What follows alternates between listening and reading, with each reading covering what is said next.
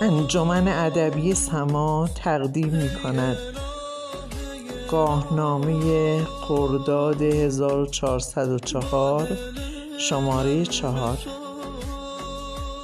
قطار ثانیه از مرز انتظار گذشت، نیامدی و قطار از پی قطار گذشت. تقدیم به الهه حسین نژاد، کبری اسدی نیازی.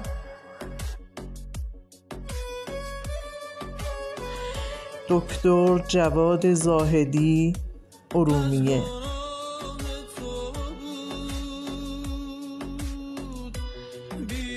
غلامرضا اکبری، پردیس.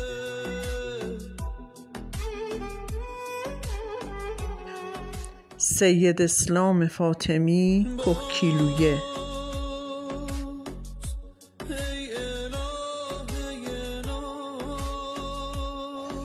لیلا موسوی از بهبهان.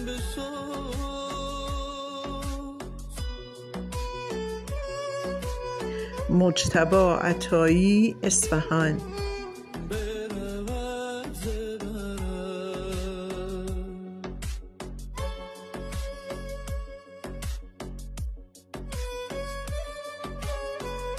به پایان آمد این دفتر، حکایت همچنان باقی است.